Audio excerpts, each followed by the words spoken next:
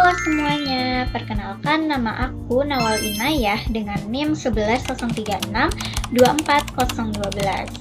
Nah, pada kesempatan kali ini aku akan membahas sebuah topik yang sangat-sangat menarik nih dan juga dekat dengan kehidupan kita sehari-hari. Ada yang tahu nggak ya, kita akan membahas topik apa? Oke deh, langsung aja tanpa berlama-lama aku kasih tahu ya. Jadi untuk video ini kita akan membahas topik tentang kepemimpinan. Jadi sebenarnya apa sih yang membuat pemimpin bisa berhasil dan yang lain enggak? Nah, di video ini kita akan membahas beberapa prinsip penting dalam kepemimpinan yang mungkin jadi jawaban dari masalah yang sering kita lihat selama ini.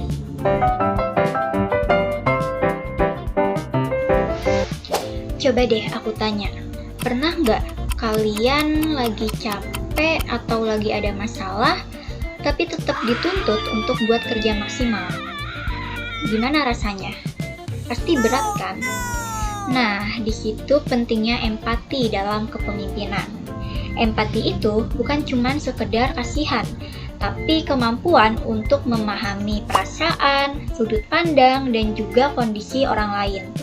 Nah, dalam kepemimpinan, empati itu penting banget nih, karena kan setiap anggota tim itu punya latar belakang, tekanan, dan juga kemampuan yang berbeda-beda kan. Jadi memang empati itu sangat penting dalam kepemimpinan. Contohnya, misalnya ada anggota kelompok yang terlihat pasif atau dia ini nggak berkontribusi. Kalau tanpa empati, kita pasti bisa langsung menilai, ih dia males banget sih, gitu kan. Tapi kalau kita pakai empati, kita coba memahami dulu, kenapa dia bisa seperti itu. Lalu kita tanya baik-baik nih, kamu kenapa? Lagi ada masalah kah? Nah, bisa jadi dia lagi punya masalah pribadi atau belum paham dengan tugasnya. Secara lebih dalam, empati ini juga membantu pemimpin untuk membangun kepercayaan dalam tim, meningkatkan komunikasi, dan juga mengurangi konflik.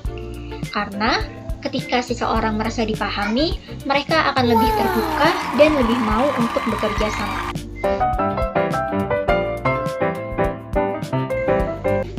Kalau kalian lagi ngerjain tugas kelompok, tapi nggak ada yang nyemangatin, bahkan pemimpinnya cuek, kalian bakal tetap semangat nggak? Jujur, pasti jadi males kan? Nah, itu kenapa motivation penting banget dalam kepemimpinan. Motivation itu bukan cuma sekedar nyuruh orang kerja, tapi bagaimana seorang pemimpin bisa mendorong orang lain supaya mau berusaha dan juga memberikan yang terbaik. Dalam tim, gak semua orang selalu semangat. Ada kalanya mereka ini merasa capek, jenuh, atau bahkan merasa gak dihargai. Disinilah peran pemimpin. Dia ini bukan cuma mengatur, tapi juga menghidupkan semangat timnya. Misalnya gini, kalian lagi kerja kelompok, terus ada satu orang nih yang sebenarnya itu pintar, tapi dia ini gak terlalu aktif. Nah, kalau pemimpinnya cuek, ya pasti dia bakal tetap diem dong.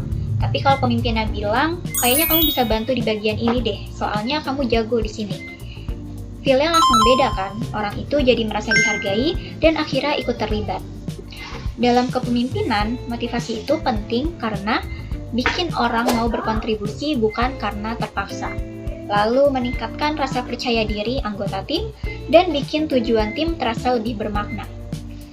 Pemimpin yang bisa memotivasi itu biasanya ngerti satu hal, setiap orang punya cara berbeda untuk semangat.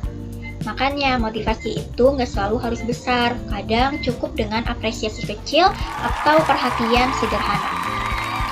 Nah, aku mau nanya nih, kalau kalian sendiri, kapan terakhir kali kalian benar-benar semangat untuk melakukan sesuatu? Itu karena kalian dipaksa atau karena kalian merasa dihargai dan dipercaya? Nah, kalau jawabannya yang kedua, berarti kalian udah ngerasain sendiri betapa pentingnya motivasi dalam kepemimpinan.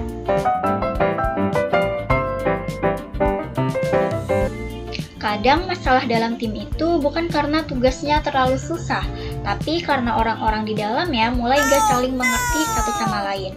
Dan di situ seorang pemimpin gak cukup cuman pintar, dia juga harus peka. Interpersonal awareness itu adalah kemampuan pemimpin untuk memahami orang lain, cara mereka berpikir, mereka merespon, suasana hati mereka, dan dinamika hubungan yang terjadi di dalam tim. Kenapa ini penting? Karena dalam tim, kita nggak cuma bekerja dengan tugas, tapi juga bekerja dengan manusia. Setiap orang pasti punya karakter yang berbeda-beda kan? Ada yang kalau ada masalah dia langsung ngomong, ada juga yang diam tapi dia sebenarnya kecewa. Ada yang kelihatannya santai padahal sedang merasa tertekan. Nah, kalau pemimpin gak punya interpersonal awareness, dia bisa salah membaca situasi. Dia mungkin mengira timnya itu baik-baik saja, padahal sebenarnya ada konflik kecil yang pelan-pelan merusak kerjasama mereka. Contohnya nih, misalnya dalam kerja kelompok ada 2 anggota yang awalnya aktif, tapi mereka ini lama-lama jadi jarang ngomong satu sama lain. Waktu diskusi pun suasananya terasa kaku, dan kalau ditanya mereka bilangnya itu nggak apa-apa. Tapi sebenarnya mereka ini ada masalah yang belum diselesaikan. Nah, kalau pemimpinnya nggak peka, dia mungkin akan cuek dan fokus ke tugas aja. Tapi kalau pemimpinnya punya interpersonal awareness, dia akan sadar suasananya beda nih, ada sesuatu yang perlu dibicarakan. Lalu dia bisa ambil langkah misalnya dengan ngobrol secara personal, terus menenangkan situasi, atau membuka ruang diskusi supaya masalahnya nggak makin besar. Karena terkadang konflik besar itu bukan muncul tiba-tiba, tapi dibiarkan tumbuh dari hal kecil yang nggak kita sadari. Interpersonal awareness juga penting supaya pemimpin bisa menyesuaikan cara menghadapi tiap anggota tim, karena nggak semua orang bisa diperlakukan dengan cara yang sama. Misalnya, ada anggota yang lebih cocok diajak bicara secara langsung. Ada juga yang lebih nyaman kalau diberi waktu terlebih dahulu nih, baru dia ini mau terbuka. Kalau pemimpinnya peka, dia nggak akan memaksakan satu cara ke semua orang. Dia akan menyesuaikan pendekatannya itu supaya komunikasi tetap berjalan dengan baik. Dan itu tuh penting banget nih teman-teman, karena banyak masalah dalam organisasi itu sebenarnya bukan muncul dari niat buruk, tapi dari miskomunikasi, salah paham, dan juga kurangnya kepekaan. Sekarang, pikirkan satu hal. Kalau komunikasi dalam tim terlihat normal, tapi sebenarnya banyak yang memendam, apakah itu masih bisa disebut tim yang sehat?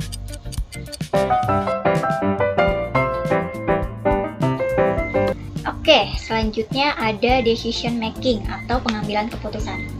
Apa sih yang dimaksud dengan decision making ini? Jadi, decision making adalah kemampuan pemimpin untuk memilih langkah yang paling tepat dari beberapa pilihan yang ada, terutama saat situasinya itu nggak mudah. Kenapa decision making itu penting? Karena dalam tim atau organisasi, nggak semua hal bisa terus didiskusikan tanpa akhir. Ada saatnya pemimpin harus mendengarkan semua pendapat, menimbang resikonya, lalu memutuskan, oke, kita mengambil langkah ini. Kalau pemimpin terlalu ragu, tim jadi bingung. Kalau pemimpin terlalu lama mikir, kesempatan pun juga bisa hilang. Kalau pemimpin asal memutuskan tanpa pertimbangan, hasilnya juga bisa salah. Jadi, pengambilan keputusan yang baik itu bukan berarti cepat aja, tapi harus tepat, jelas, dan juga bisa dipertanggungjawabkan. Misalnya itu dalam kelompok ada 2 pilihan presentasi. Yang pertama, konsepnya itu aman, tapi terlihat biasa aja. Terus yang kedua, konsepnya itu lebih kreatif, tapi memang membutuhkan usaha yang lebih besar. Nah, dari pilihan itu, pasti semua anggota punya pilihan yang berbeda-beda kan? Nah, kalau pemimpinnya cuma bilang, terserah kalian aja deh, atur sebaik mungkin. Misalnya pemimpinnya bilang kayak gitu ya. Nah, itu namanya bukan keputusan, itu justru bikin tim makin gak punya arah. Tapi kalau misalkan pemimpinnya itu bilang, oke deh, kita pilih konsep yang lebih kreatif. Memang terlihat lebih menantang nih, tapi hasilnya juga bisa lebih bagus. Biar adil tugasnya ini, kita bagi deh sesuai kemampuan kita masing-masing. Nah, kalau pemimpinnya bilang kayak gitu, itu baru yang namanya decision making. Karena di situ ada 3 hal. Ada pertimbangan, keberanian, dan juga ada arah yang jelas. Jadi, pemimpin itu bukan cuma soal punya ide, tapi juga soal berani untuk mengambil keputusan.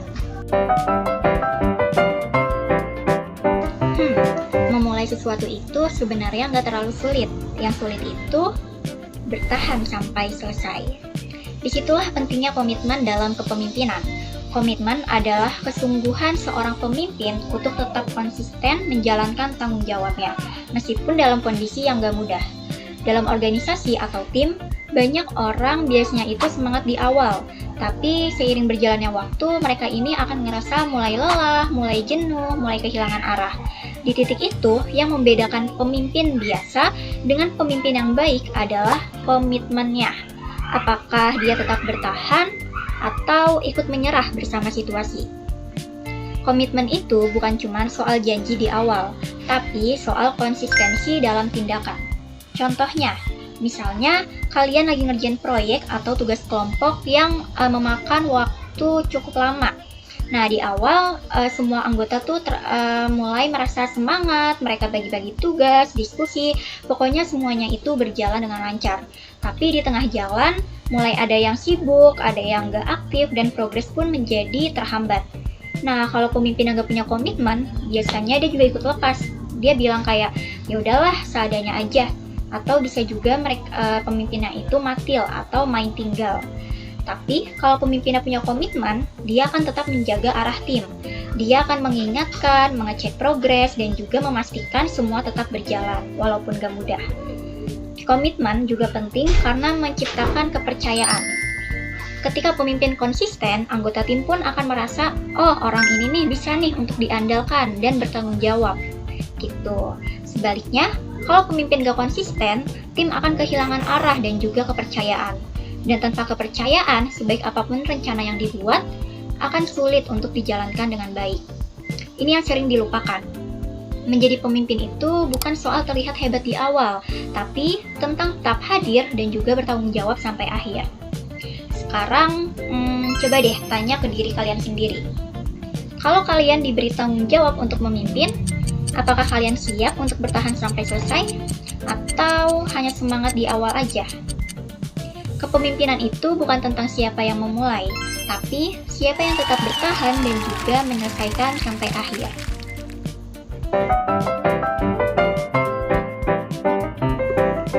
Nah, pada akhirnya, semua hal yang tadi kita bahas, mulai dari empati, motivation, decision making, komitmen, dan interpersonal awareness, akan sulit berjalan kalau apa? Ya, kalau pemimpinnya sendiri nggak percaya pada dirinya. Disitulah pentingnya self-esteem dalam kepemimpinan. Self-esteem adalah keyakinan seorang pemimpin terhadap dirinya sendiri, terhadap kemampuannya, keputusannya, dan perannya dalam memimpin orang lain. Kenapa ini penting? Karena dalam memimpin akan selalu ada yang namanya tekanan dan juga keraguan. Dan gak semua orang akan setuju dengan kita. Kalau seorang pemimpin gak punya self-esteem yang kuat, dia akan mudah goyah. Terus kalau misalkan dikritik, itu membuat dia merasa ragu. Terus adanya tekanan bisa membuatnya dia menjadi mundur. Misalnya, kamu sudah mengambil keputusan dalam kelompok, tapi tiba-tiba ada beberapa orang nih yang mulai mempertanyakan atau nggak setuju dengan pendapat kamu. Kalau kamu nggak percaya diri, kamu mungkin langsung mundur dan bilang, ya udahlah, terserah kalian aja. Itu contoh pemimpin yang nggak punya self-esteem yang baik. Tapi kalau kamu punya self-esteem yang baik, kamu akan tetap terbuka terhadap masukan dan nggak langsung goyah gitu aja. Kamu bisa bilang, oke, aku ngerti pendapat kalian, tapi berdasarkan pertimbangan yang ada, kita tetap jalan dengan keputusan ini ya, karena bla bla bla bla. Pokoknya itu kalian ngejelasin alasannya tuh apa, gitu. Self-esteem bukan berarti merasa paling benar, bukan juga berarti keras kepala, tapi tentang percaya pada diri sendiri sambil tetap terbuka untuk belajar. Pemimpin dengan self-esteem yang sehat tahu kapan harus mendengarkan dan tetap berdiri pada keputusannya. Karena tanpa kepercayaan diri, semua kemampuan lain yang dimiliki pemimpin gak akan terlihat dan gak akan terasa dampaknya. Banyak orang ingin menjadi pemimpin, tapi belum siap mempercayai dirinya sendiri. Sekarang aku mau nanya lagi deh, kalau kalian sendiri belum yakin dengan diri kalian, bagaimana orang lain bisa yakin untuk mengikuti kalian? Kepemimpinan bukan dimulai dari orang lain, tapi dimulai dari bagaimana kita melihat diri kita sendiri. Oke, dari semua yang tadi kita bahas, kita bisa lihat nih, bahwa menjadi pemimpin itu bukanlah suatu hal yang sederhana. Bukan cuma soal memberi perintah, bukan juga soal terlihat paling hebat. Melainkan, tentang bagaimana kita memahami orang lain, menggerakkan mereka, menentukan arah, menjaga hubungan, dan tetap bertahan sampai akhir. Dan yang paling penting, ada yang tahu? Ya, yang paling penting, semua itu dimulai dari diri kita sendiri. Jadi, pertanyaannya sekarang, apakah kita sudah siap menjadi pemimpin yang benar-benar dibutuhkan? Kalau belum, hari ini adalah waktu yang tepat untuk kita mulai. Karena dunia nggak butuh pemimpin yang sempurna, tapi pemimpin yang mau terus belajar dan juga berkembang.